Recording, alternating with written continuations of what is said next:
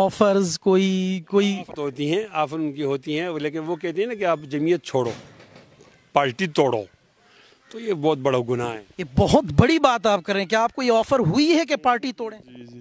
تو آپ نے اس سے بھی بڑی ہوئی ہے۔ میں تو غریب آدمی ہوں، تو مجھے پیسے بتاتے ہیں، اتنے پیسے دیں گے، میں کہا دفعہ ہو جائے یار، پیسوں پر ہم زمین نہیں بیچتے۔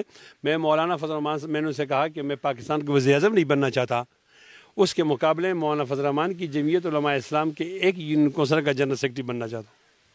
مفتی صاحب آپ کہہ رہے ہیں کہ آپ کو جمعیت توڑنے کی آفر ہوئی، آپ ایک بہت بڑی بات کر رہے ہیں، ایک دفعہ نہیں، کئی دفعہ۔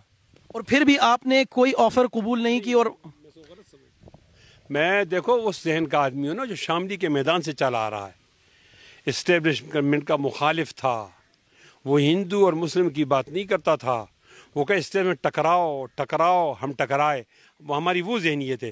پھر ہم آئے پاکستان بن گیا، پاکستان مسجد سمجھ کر قبول کر دیا، یہاں کی اسٹیبلشمنٹ آئی تو پھر اس کے خلاف ہمارا ذہن بنا، نہیں بھائی یہ غلط ہے، ٹھیک ہو جاؤ۔ مشرف کے دور کے بعد تو انہوں نے مذہبی طبقے کو بالکل پریشان کر دیا، تو پھر ہمارا آوازیں بھی اٹھنے لگیں۔